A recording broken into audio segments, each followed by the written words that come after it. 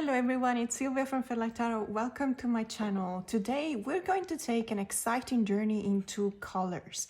We are going to have a look at different categories of colors, from black and white to full spectrum, through the lens, let's say, of many tarot and oracle creators.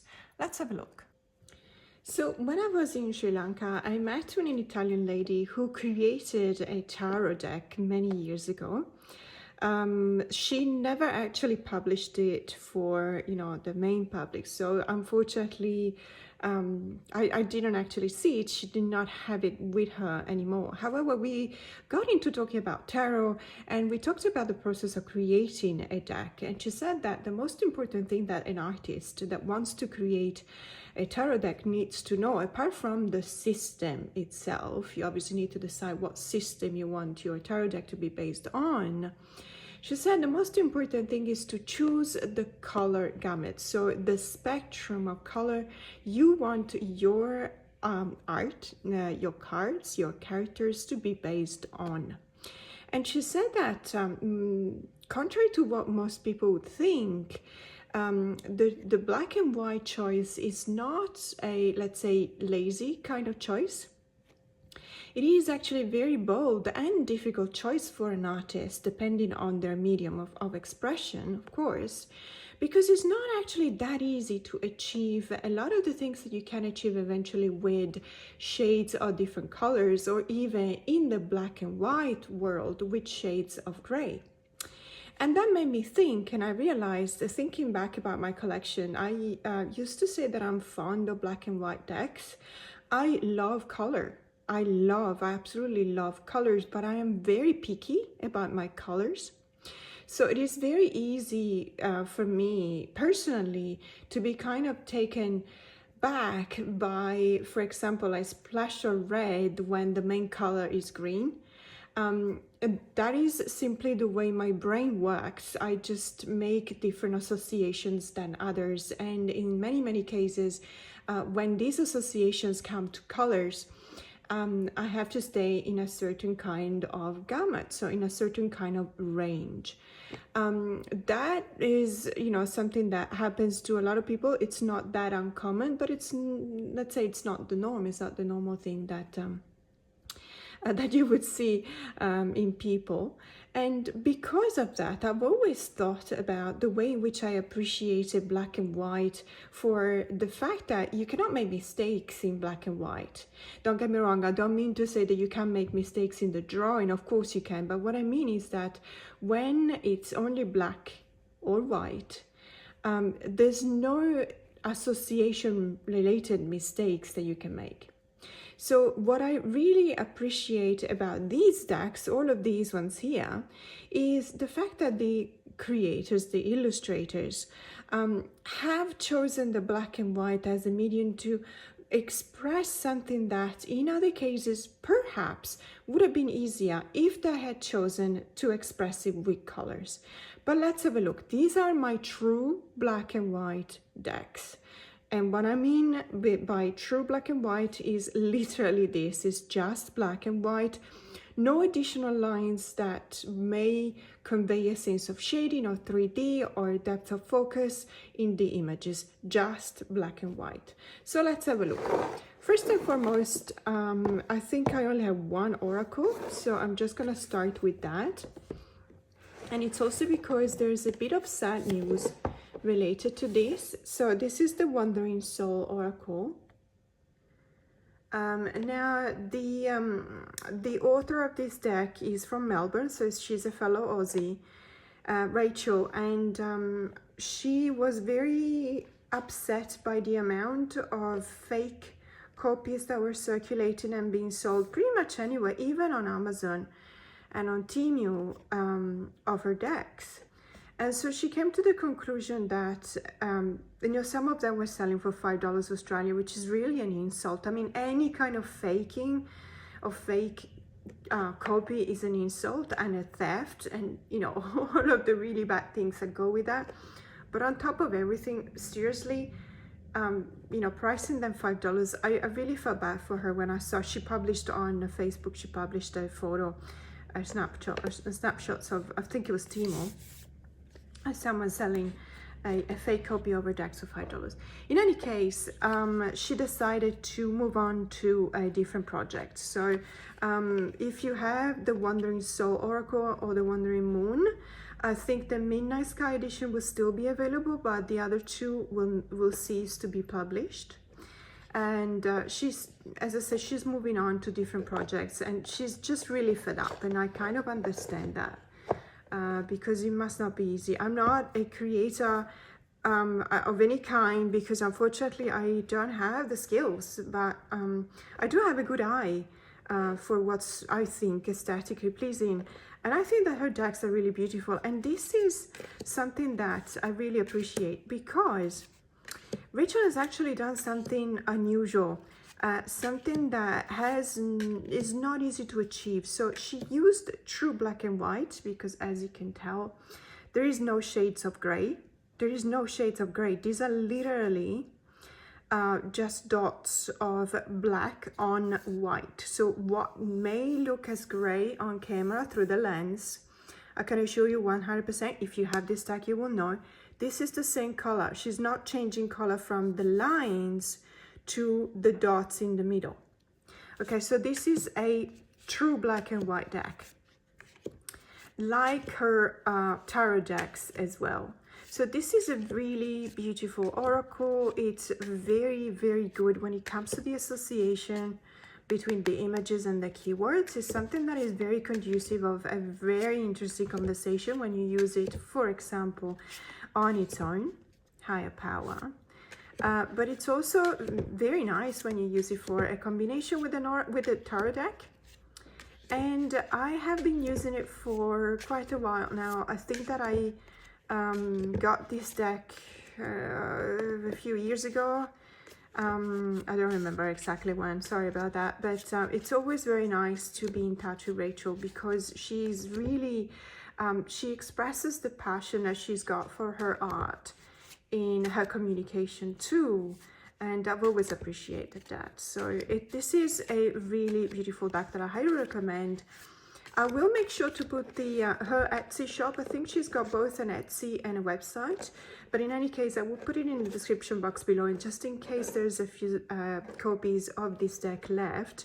By the time I'm filming this, there actually are a few copies left, but as I said, they will not be republished. So if you actually want to you know, get a hold of a copy, if I were you, I would just, you know, be quick. And I'm at this point, I don't really know when I'm going to post this video, because I'm still overseas and there's a lot of let's say difficulties between blackouts and Wi-Fi not being strong enough to upload videos on YouTube. So we'll see. It's part of the adventure. So this is the Wandering Soul the Wandering Soul Oracle. Now let's talk about this deck. This deck is another true black and white deck, and it's very beautiful. It's the Many Queens tarot, even though you can't really see the title anywhere in the box now, can you? It's a very interesting deck. It's a larger kind of edition. I hope I'm not wrong, but I believe there is also a what the creator called a shuffleable edition, meaning that it's slightly smaller than this one. It would be, it could be smaller, but I still wouldn't be able to shuffle with my hands.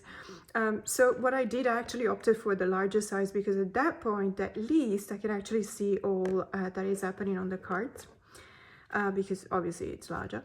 So this is another one of those examples in which there is the same use of gradation on the blacks that we've seen on the Wandering Soul Oracle, in that it's just one color.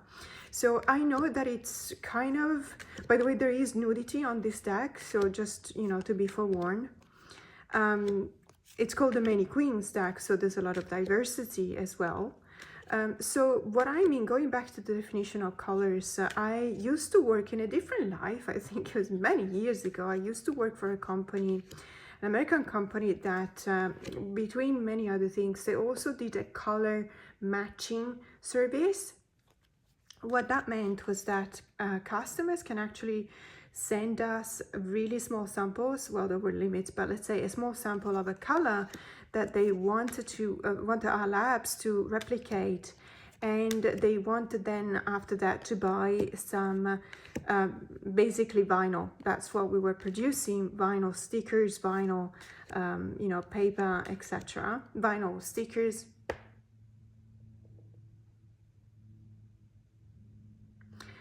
stickers, basically, but also paper related products. It's cool. I have no qualms in saying that. It's called Avery Dennison. If you live in America, you probably heard about this company before. I used to work for Avery Dennison. It's a competitor of 3M, and they basically produce more or less the same products. So we had this color matching service in-house, and that was back in the Netherlands, and I used to go there every time I could. It was not exactly where my office was. It was perhaps 10 kilometers away, because it needed to be in the factory. Obviously they needed to have access to all sorts of Pantone colors, Pantone classified colors, and it was fascinating. I did a couple of courses there, you know, in the 8-9 years that I was working for that company, because I was really truly fascinated by the process of creating colors. And thanks to that, thanks to the little knowledge that I could gain, or I could retain, thanks to those courses, I actually understand whenever someone says that there is no, it's impossible to say there's only one black or there's only one white. I know that intuitively speaking, you would think white is white and black is black. And I remember when I was a junior there, one of my customers reached out to me and wanted us to color match a white. And I you know, I thought I was being a smart ass, and I said, oh, you want us to color match a white? I mean, white is white. And they just went on a, they went on a rampage, and they were like, no, you don't understand what you're talking about. White can have a million different gradation and different shades. And of course they were right, but I just didn't know any better. I was in my early 20s, so sorry, sometimes we make mistakes. And I was trying to make, probably was trying to make a joke. In any case, it's true. It's completely true. There is no such thing as one white or one black. There are different gradations, especially of white. When we come to a philosophical kind of view of that, of course, white is the presence of light, whereas black is the absence of light. And technically, white absorbs all of the colors, whereas black is the absence of color. But that is just in when we talk about physics and also philosophy in a way. You know, the black and white, the difference between right and wrong and stuff like that, which is wrongly associated, of course, because if we didn't know more about our physics, we would know that that is not a neat, that is not a black and white distinction. Now, it's very interesting to notice that when it comes to the printing stage, and not just printing, but literally when you're actually coloring something, the colors that you have in your pencil, in your fountain pen, the inks that you're using for the printing, they're actually a composite of pigments, and these pigments have different colors. Now, this is probably difficult to accept or hard to believe, but it is correct this way. You cannot actually achieve well, you can, but you need to do a color matching to achieve the same white as, for example, this white or this white or this white. We call them white because it's just easier to assign to them the same name, because we just know that if we had to assign a different name to each and every color, we'll be here forever, because there's millions and millions and millions of possibilities. But we can make this distinction, the true blacks and the true whites. Now, in this case, for example, this is the Potaro, by the way, and this one, it's already starting to, let's say, go to a different extent. So we have a little bit of differences. I don't know if you can tell, a trained eye will be able to tell you that there's differences in the gradation of the blacks in here. The whites, of course, are the same because the white is the one that is at the basis and the background of the image. But still, this to me still can be, let's say, can stay in the category of the true black and white. Probably because the feeling is like that. And why? Probably because of the absence of objects in, let's say, the most part of the cards. So in the real estate of the card, we have a use of presence and absence of objects and colors and lines that actually plays a really big part in our mind. So the way in which our eye see things is a number, it is collecting a number of data and then sending it back to the brain. And the brain interprets that data. And in many cases, well, if you wear glasses, you will know. So there are glasses that have sunglasses that have a very special lens, which is called polarizing lens. Okay, and other ones from Oakley, for example, the brand Oakley, and other brands, I'm sure, they have a step further from that. They don't only have polarizing lenses, but they have prismatic lenses.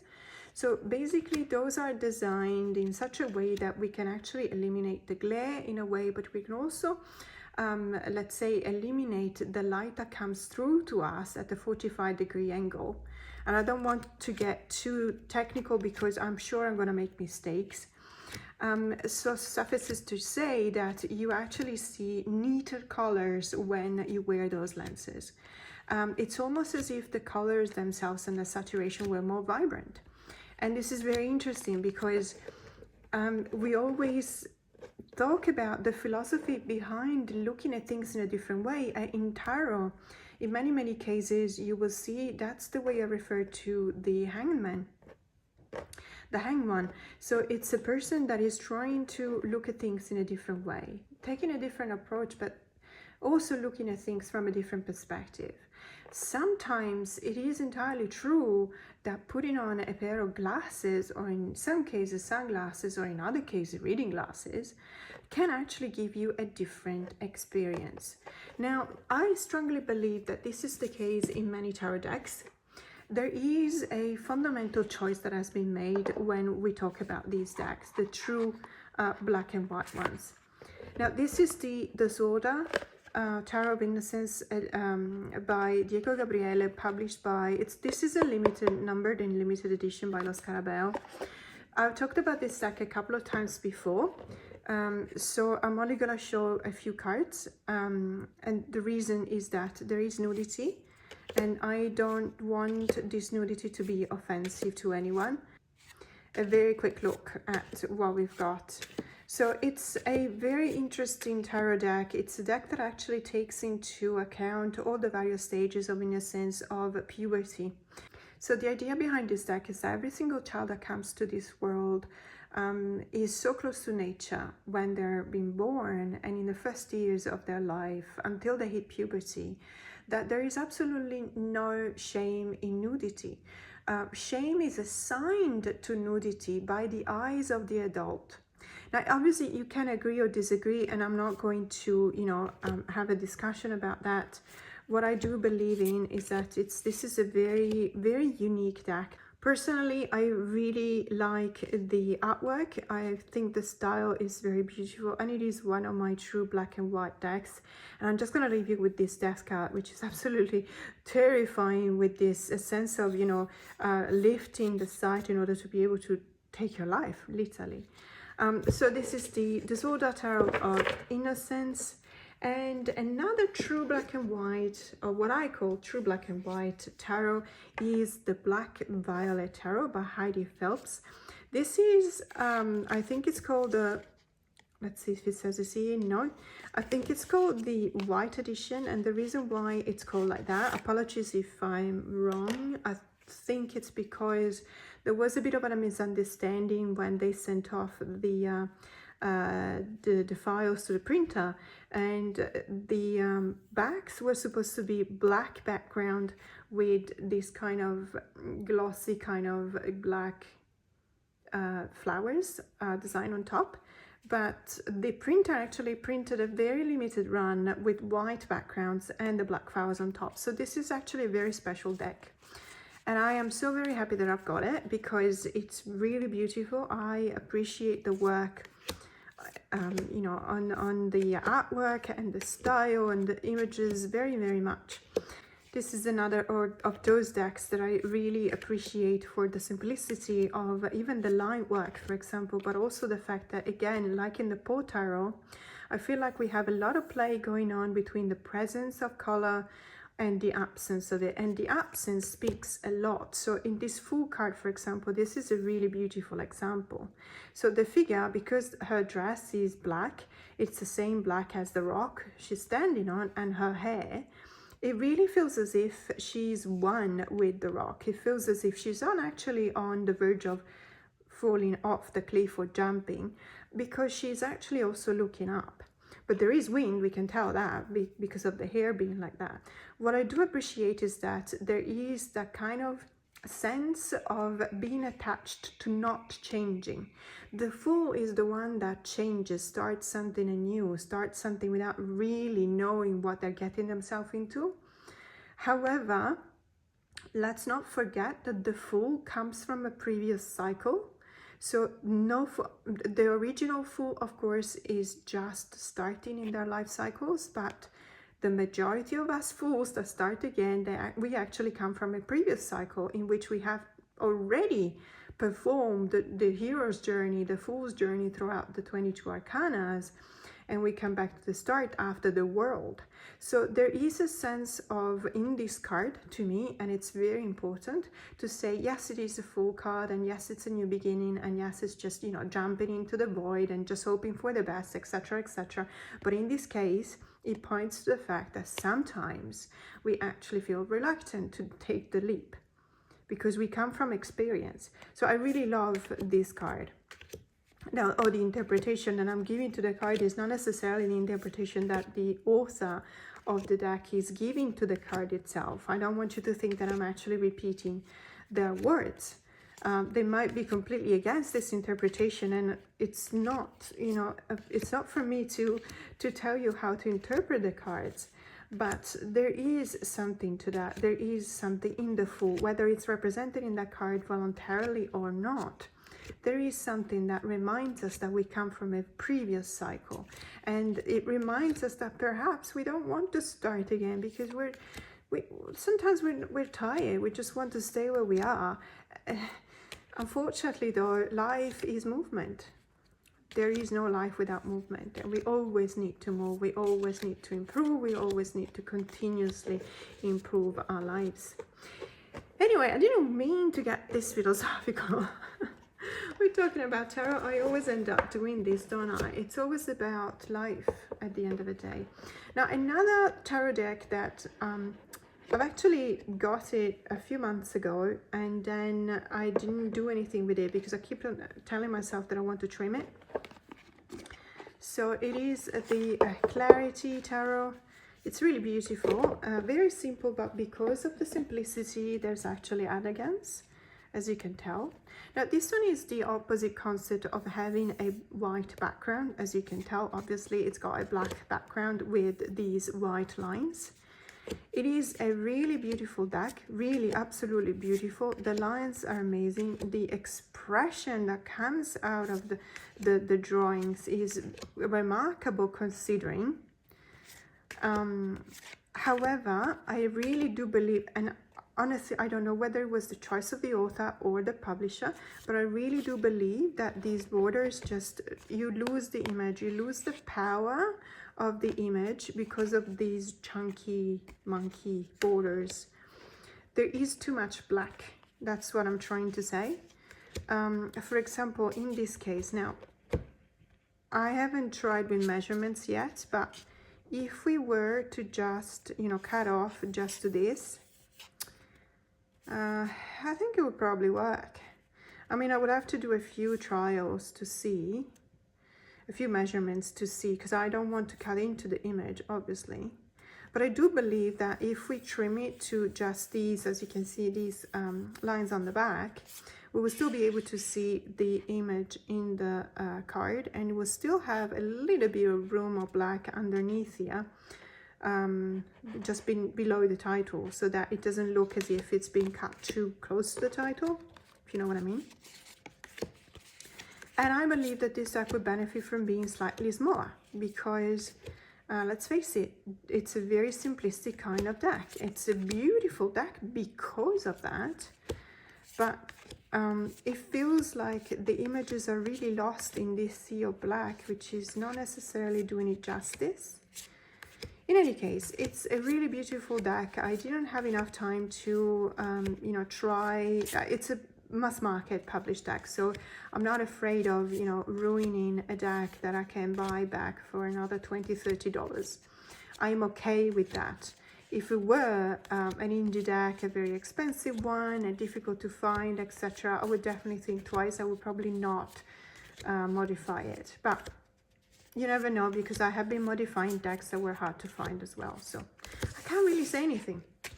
But I will definitely, you know, get around to trim it, and then I will definitely edge it, and let's see what happens. So this is the Clarity Tarot, and this concludes all my true black and white, or what I call the true black and white decks.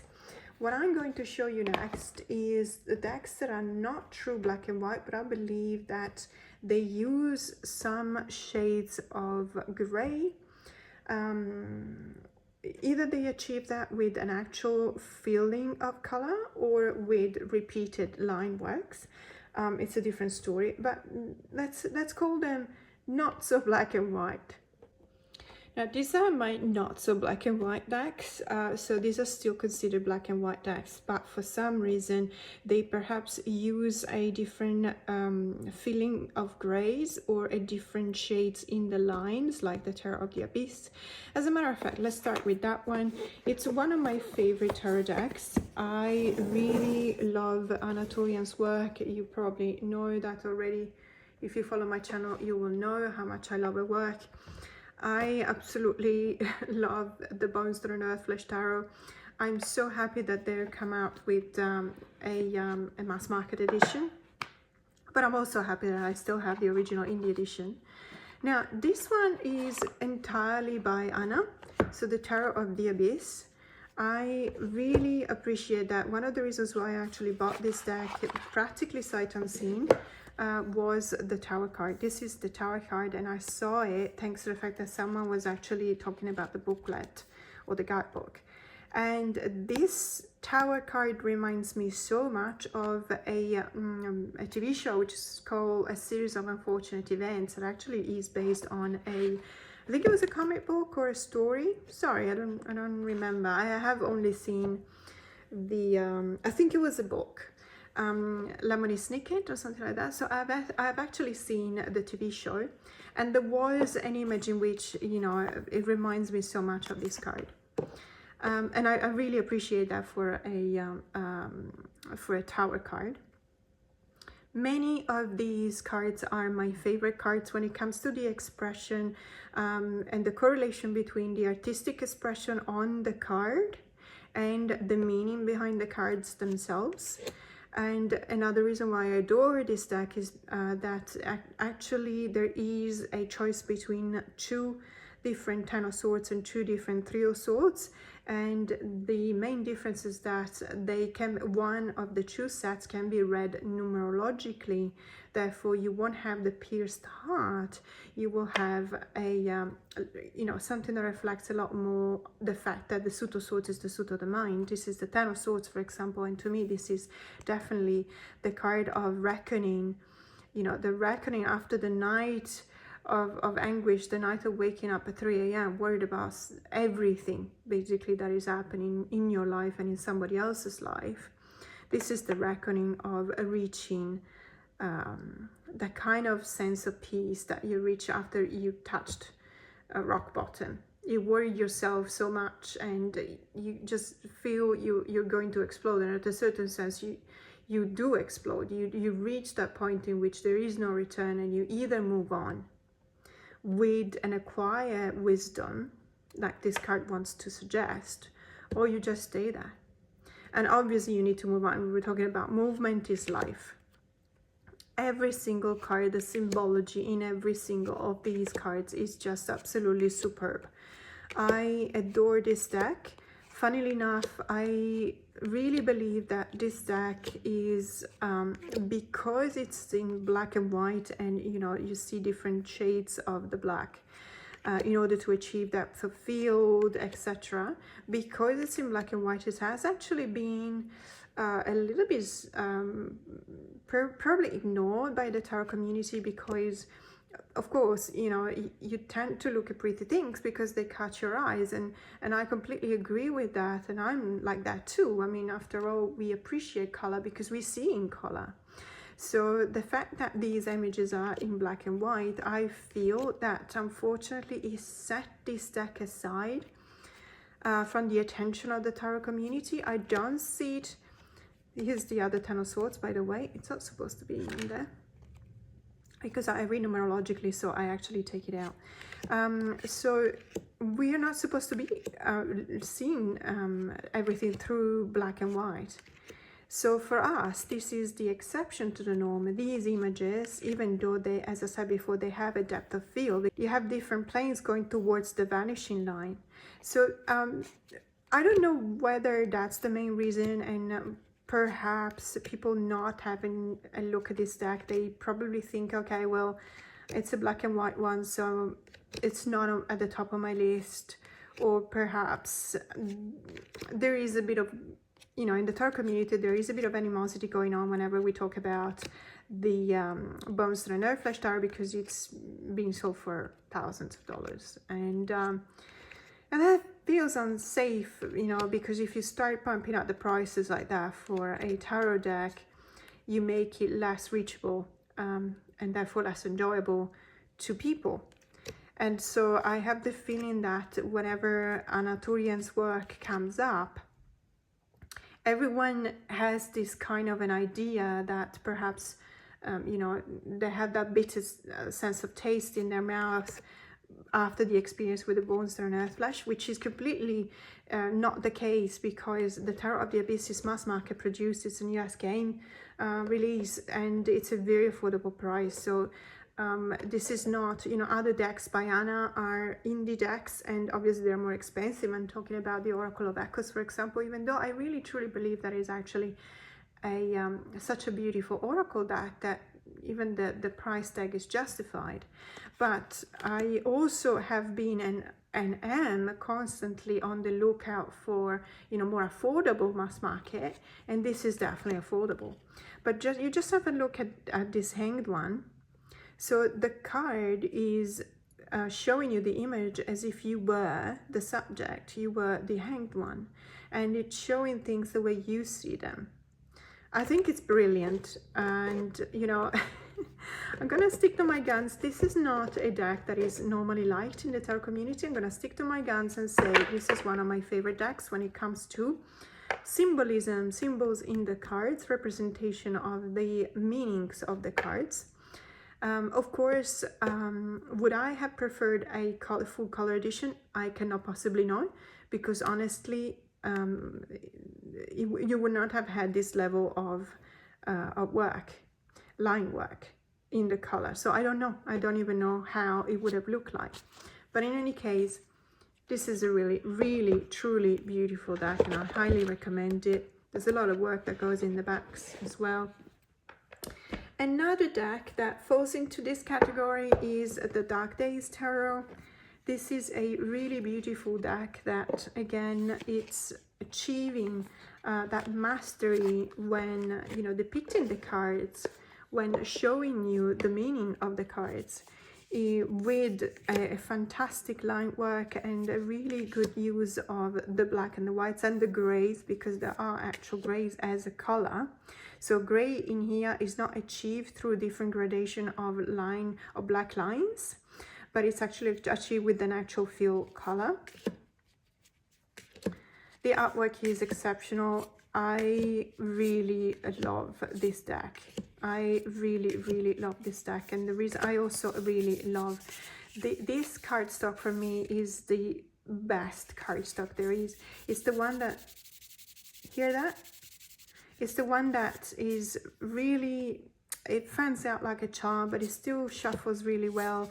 It's as if, you know, it's coated obviously, but it's a different kind of coating. It's a more expensive, more luxurious kind of coating, and it feels sturdy at the same time. The only thing that I'm still trying to learn my way around how to shuffle this deck, because it is square, and I do have some problems with shuffling square decks, and it's just my fault. I tend to shuffle it. Well, riffle shuffle is actually better in this case than overhand shuffle somehow, because the cards don't tend to, you know, go everywhere when I riffle shuffle this deck. So I think I'm gonna have to stick to riffle shuffling. It's not my favorite method because it does hurt my fingers a little bit. But in any case, look at how beautiful this deck is. This is just an absolutely gorgeous deck. I mean, talking about black and white decks in this case, and including this as a black and white deck, is technically correct, but it's also not doing it justice, because it's just a different use of color. That's what I believe. So this is the Dark Days Tarot. And another tarot deck that is absolutely superb is the Yasin Yuselev Tarot. This is the most recent edition by Los Carabel, and it's majors only. But there is the Tarot of the Third Millennium, which is also by the same author, and I believe that this edition has been taken from that. Unfortunately, I don't have that, although I keep on seeing someone selling them on the Facebook groups, and I'm really tempted, but then, you know, it's out of print, that edition, and it's really expensive.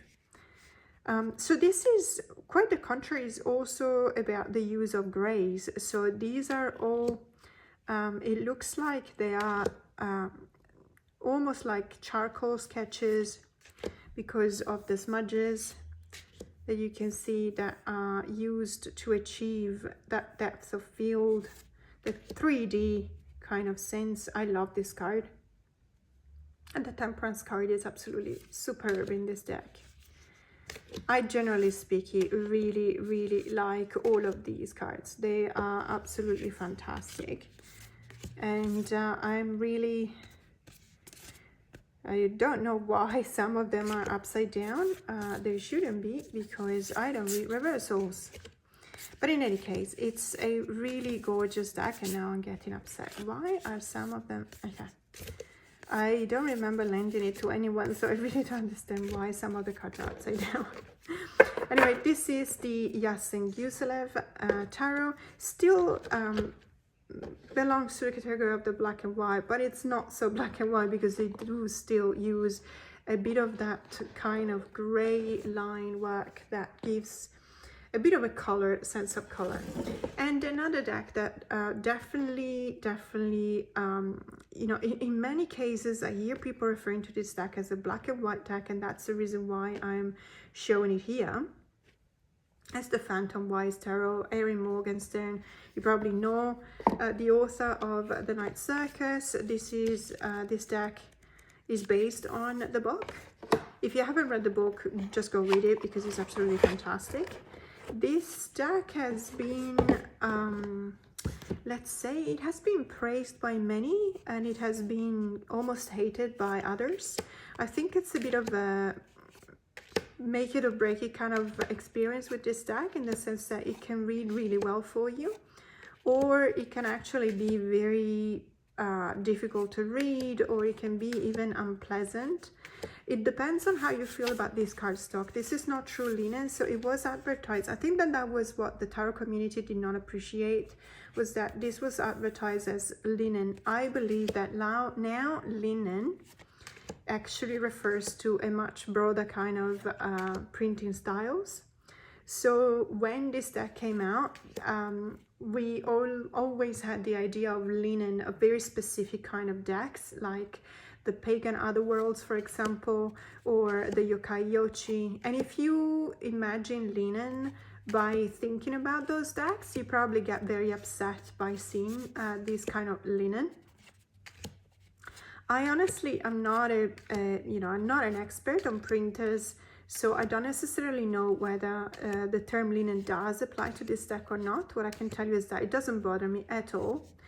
I actually think that it suits the deck in the sense that linen, sometimes what we refer back to as linen, as in the tarot the running world again, or you know, the carnival at the end of the world, etc. That kind of linen to me is too slippery, therefore I do have trouble in shuffling and handling the deck. This one doesn't have that kind of problem for me. I adore these jeweled ones. And I actually really like it. It's a really beautiful deck. The artwork is beautiful. I like reading with it. It's very conducive of a reading. It really stimulates the intuition, even though you don't necessarily have to have read the book in order to be able to read with this deck. And whenever I see the Six of Swords with a gondola, to me that's always a plus, because I come from Venice and I miss gondolas.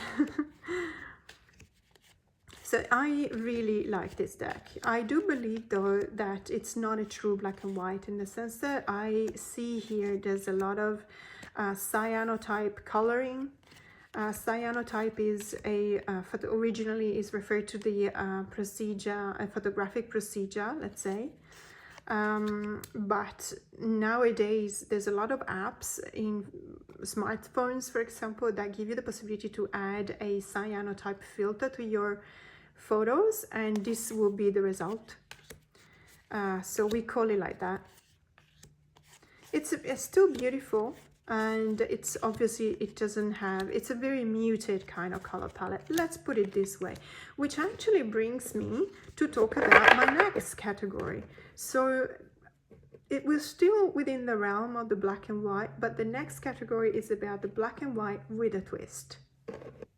So what's a black and white with a twist? Now there's two categories within this category of black and white with a twist. One of them is when, let's say, 99% of the colors utilized in the work are black and white, but there's also one splash of another color. And I think that there are a few examples of this technique. But the one that comes to mind, because it's a very recent acquisition in my tarot collection, is the Silver Era Tarot. Now, if I sound really weird when I say the word era, it's because I actually cannot pronounce it. I find it really hard to pronounce it without putting a very heavy Italian accent on it.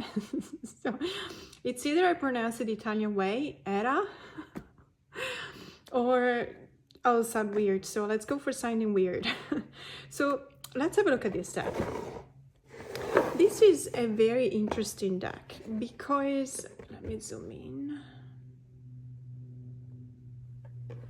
Because as I said before, let's say it's not a pure black and white, so there's a lot of gray as well, but I think we can probably agree. Now this one has been used by someone else who reads shuffles with reversals, so apologies for that. There will be a few reversals. I think we can all agree that, you know, for example, in this case, if we didn't have these three pentacles in purple, kind of purple color, and they were in black or in white or in gray, we would still agree that this deck is just a black and white. However, because each and every card has got a splash of color, and only one, so it's got a splash of color on only one object and just one color. This becomes a very interesting exercise, because my mind, my curious and inquisitive mind would immediately ask, why this color? Why is it specifically this object? What was the choice behind it? Why this one and not something else? And so on and so forth. And so this is actually very interesting, because it would generate the kind of conversation you can have with your deck or with your cards. So why do we have these splashes of colors? What do they mean? What was the motivation, the triggering from the author to choose only this? And it's very fascinating, because you will reach conclusions that will not necessarily be the same as the author's conclusion, but they will be your own, and in many cases it will be interesting to see what you have to say about them. Because I remember I was talking about it with another tarot reader, and there was this there was the Hangman. Let's see if I can find it. Perhaps I've already gone through it. But in the Hangman, there you go, the only splash of color is on the shirt. And to me, that's a very important kind of thing, because this card to me means jealousy. So yellow, I associate colors with different feelings and emotions, and yellow is often associated traditionally, or at least in the Italian tradition, yellow is the color of jealousy. So the fact that it's in the Hangman, it actually gives me a different perspective, ironically, on the meaning of the card itself. Perhaps this person is stuck and upside down to look at things in a different way because they think that everyone else is having something that they're not. They think they're missing something. They think they're jealous about the others. So it's very interesting the way in which we approach the cards, in which we look at them and look at the splash of colors and decide whether it was intentional. And because it had to be intentional, because you can't just randomly take in a splash of color and just decide, okay, it's going to be the dress or something. So it's a very, very interesting deck. I really like reading with it.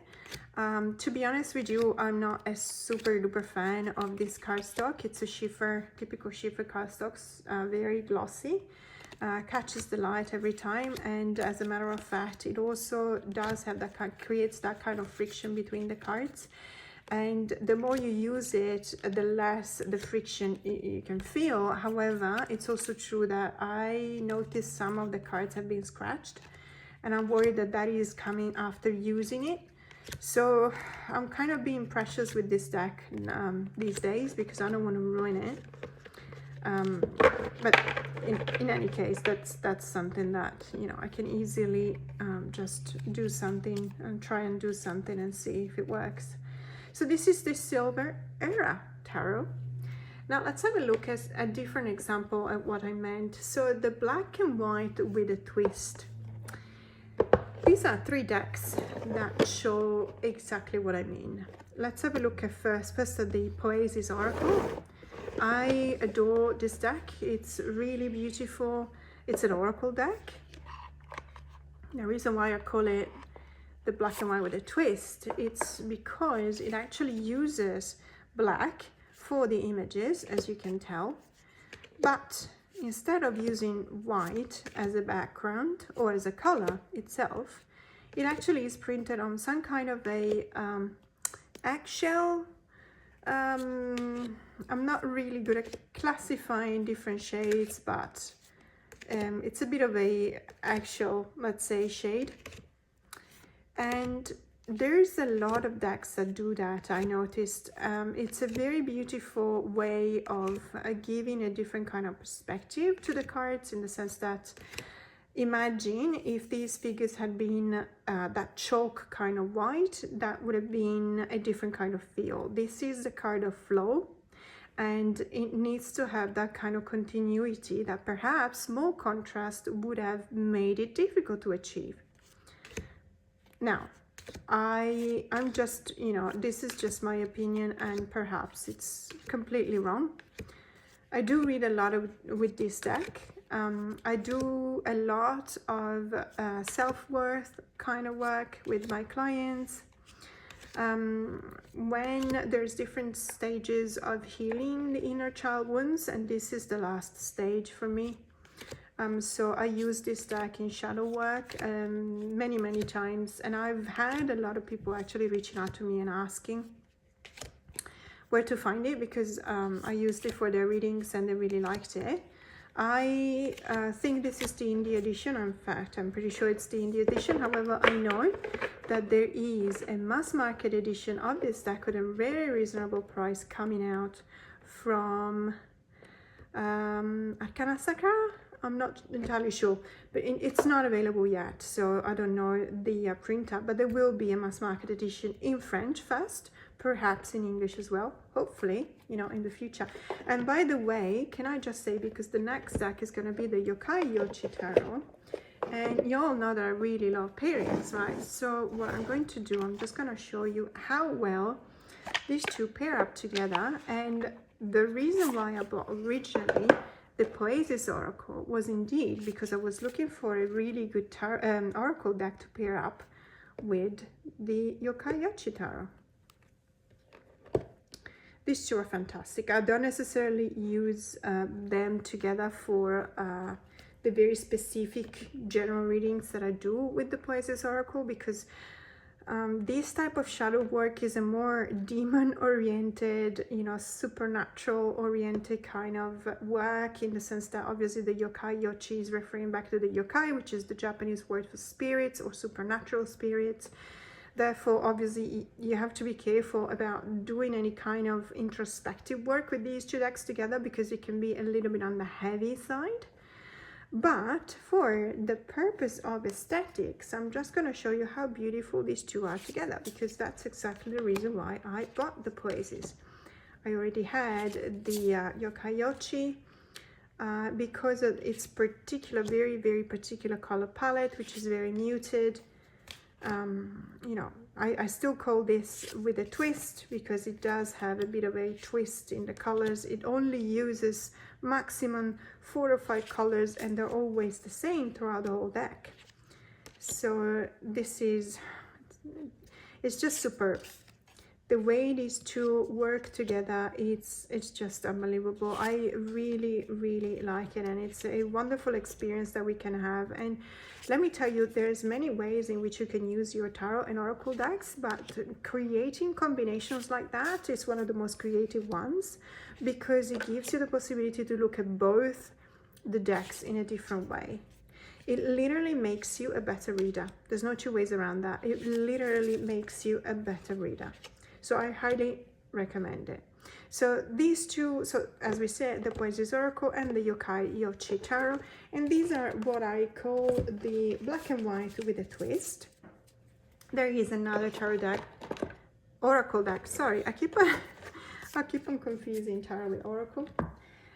So the Reclaim Oracle, I'm sure everyone is familiar with it. Very, very beautiful Oracle, very, very intense, very powerful. It's one of those decks that actually reaches into the depth of our wounds as an inner child. So this is one of the decks that you can use a lot for healing. And it's again, it's like the Poesis. So you got the artwork. Sometimes the artwork is achieved with the black as a presence, and sometimes the black is on the background, so denotes absence. And it switches between the two alongside all of the cards. And it's something that I really appreciate, because it's very simple, it's very muted, it's almost basic, I would say, and yet this deck achieves the level of depth that it does, even with limited tools at its disposal. It means that it's a very successful deck. If you ask me, that's one of the signs of success. It's not just the fact that there's a lot of people liking it, because people may like, for example, I really like manga-based tarot because I used to watch manga anime, but they don't necessarily look to me like all of them are successful tarot decks or oracle decks. They're just pretty, you look at them. So quantity does not always denote quality. The fact that this is sold out many times, I think this is the 3rd edition, I'm not entirely sure, but it's additional, has additional cards. I mean, look at this betrayal card, it gets me every time. You can do a lot of work with each and every one of these cards. I can tell you, I'm using this deck more and more with my clients. First, when I got it first, I didn't use it because I wasn't sure that I actually was ready to use such a powerful deck. But now I feel comfortable enough to use it for in reading for others. And we together, my clients, myself, and the decks are achieving really good results in the healing path. So this is the Reclaim Oracle. And now let's talk about the Savvy Soul Tarot, because Julie has made a fantastic work, especially when it comes to the choice of colors or the absence of. Now, if you don't know this deck was published, it was a Kickstarter from last year, it was published and then sent out to the backers in October, November. That's when I got it, and I have loved it ever since then. I can't put it down. It's one of my favorite decks. It's always with me. I absolutely adore it.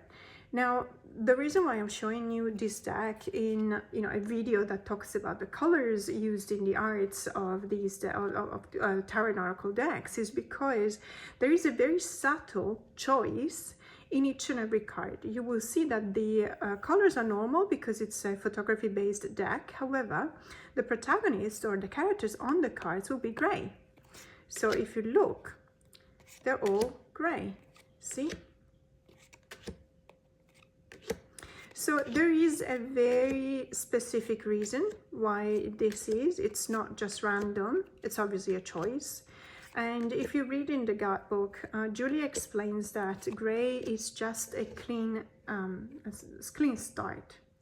You know, it's something you can start from. It's a new way of gathering all your information about the card and then applying it to yourself. So the protagonist of these cards are gray because she didn't want to give the last bit of that kind of sway that the rest of the card can give you towards one interpretation or another of the card. Gray can be filled in with any kind of color you want because you can color on top of it, and therefore it's an invitation from Julie to just give your own intuition using, obviously the elements of the cards are all there, but the fact that the protagonist, let's say the characters in the cards are gray, gives you enough of a wiggle, enough room for you to actually apply your own interpretation, you know, to the last bit of the information provided by the card. And I really appreciate that. It's something that I have actually used many times, because for me, I've said this many times when I talk about this deck, every single of these cards actually remind me of something. It really resonates with me, and it just creates that kind of bridge between myself and something that has happened, you know, in my life, or I have considered, or, you know, energies that I have been going through. It's just an amazing deck for me. So this card is absolutely fantastic. It's the Four of Cups. It's also really good that this got these sentences at the bottom. I think that they are very helpful in approaching the deck as well. And because of this, it can also be used as a beginner's tarot deck. So this is the Savvy Soul Tarot, and for me it's a bit of a different category in the sense that there is a very mindful use of color or the absence of. But let's look at other categories of what I call my more balanced kind of decks. Now, when I say balanced, I mean balanced from a point of view of colors, not balanced from the point of view of art, or, you know, images, or power, or energies, or vibes, just, you know, exclusively referring to the colors. So all of your photographic decks will be balanced if they haven't been manipulated. So I'm thinking here my Rosebud Tarot. This is a photographic collage. There's obviously manipulation because it is a collage.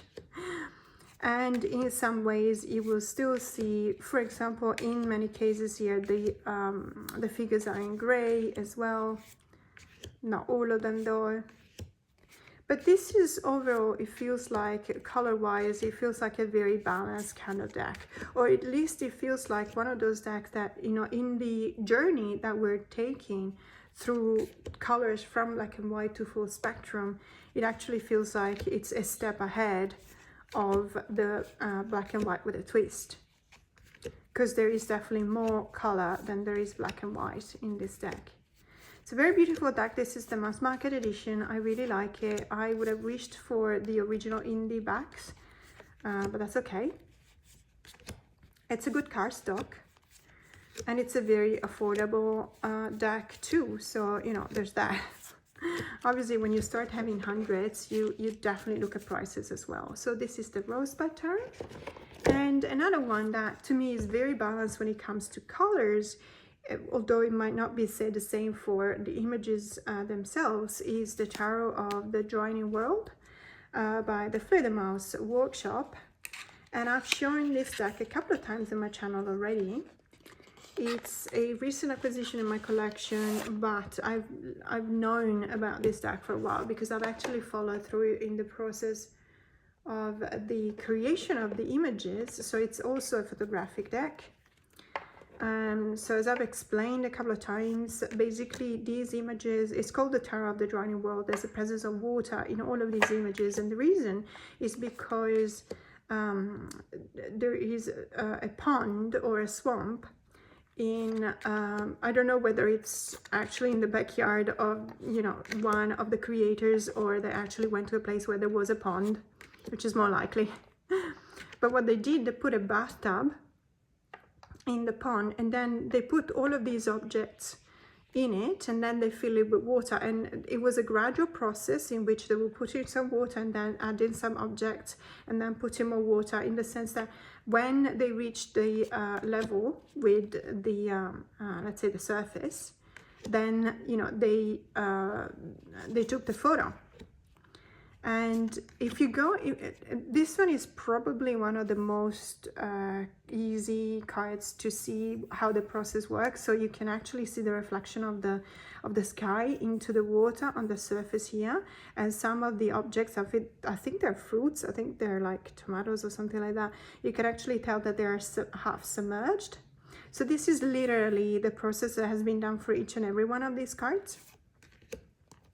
It's just that you notice it more in others, or perhaps in this one here. Of course, there's a person there. I think in almost all of the majors there must be people, although I'm not entirely sure. And the minors are slightly pippish, although very beautiful.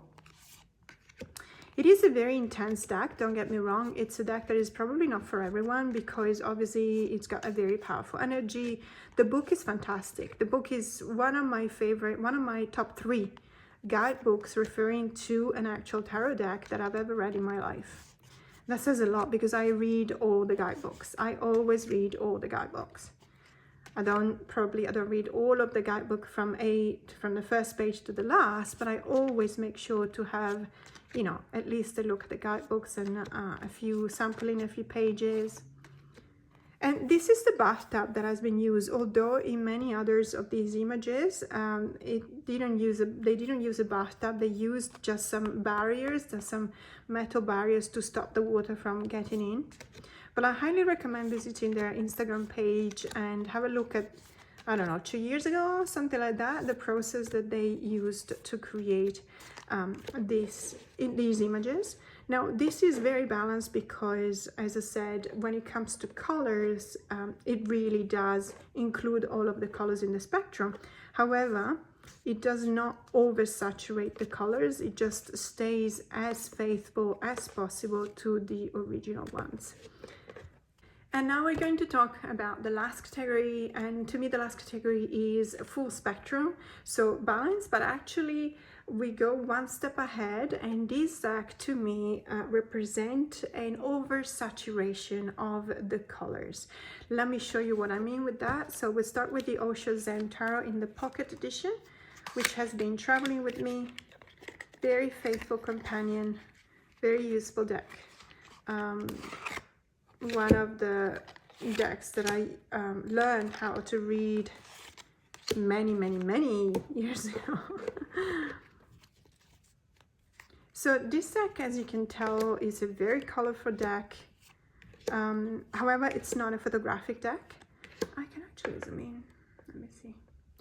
And the reason why to me these are overly saturated colors, and don't get me wrong, I'm actually okay with that. I like saturated colors. It's just a combination of some colors, some saturated colors that I find difficult to process.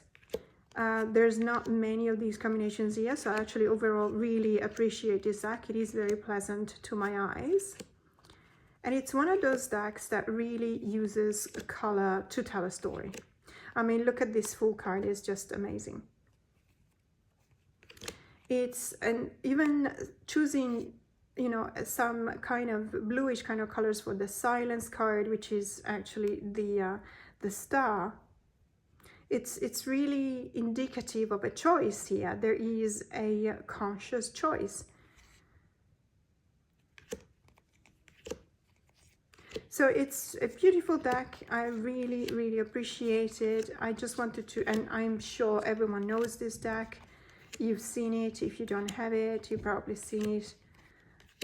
It was just one of those examples that I was thinking about, you know, the oversaturation of the colors. When it's done right, it's not hurting the thought process. It's actually quite okay, like it is in this card, which is really beautiful. So this is the Osho Zen Tarot. And then another example of oversaturation that is still really pleasing to the eye is Andrea Aste's The Book of Shadows, An Alchemist's Story, which is a relatively, let's say, recent deck. It was, again, a Kickstarter from last year. Yeah, I don't see, no, there are, yes, of course, it comes with a really beautiful guidebook that I don't have right now. I mean, I have it on my bookshelves. So this is so beautiful to me. The association of colors is just fantastic. The level of saturation is perfect. The choice of the colors is perfect. The choice of the images and what colors to fill the images in is perfect. And let's wait. I mean, let's talk about the artwork. Honestly, you may or may not like it. I mean, it is obviously very quirky. It's got its own very peculiar kind of style. Andrea Aste is also the author of, you know, another couple of decks, or the illustrator of another couple of decks. So, of course, if you don't like his style, you wouldn't like this, but we're not talking about the art style right now. We're just talking about the use of color. And this to me is just one example of how to use colors as a medium of art. And it's a bold choice, it's bold colors, it's bold saturation, but I really think that it works. The combination of them really works. There's no crashing. There's no colors that, two different colors that should not be together. It just really, really works. And it's also a deck that, because of these properties of using color, it's a very talkative deck. I think it's a very chatty kind of deck. I'm curious to hear what you think about it. If you have this deck, please let me know in the comments below, because I think it goes for a very interesting conversation. The use of color, you know, this way is just absolutely unbelievable. I really love this world card. It's so beautiful. So this is the Book of Shadows, An Alchemist's Stories by Andrea Aste, and this was the last deck that I was going to show you today. It's been a very interesting journey. I think that from a neurological point of view, the perception of colors, of course, depends on our the setup of our own brain. There's a number of people that I know that they are blind, let's say colorblind.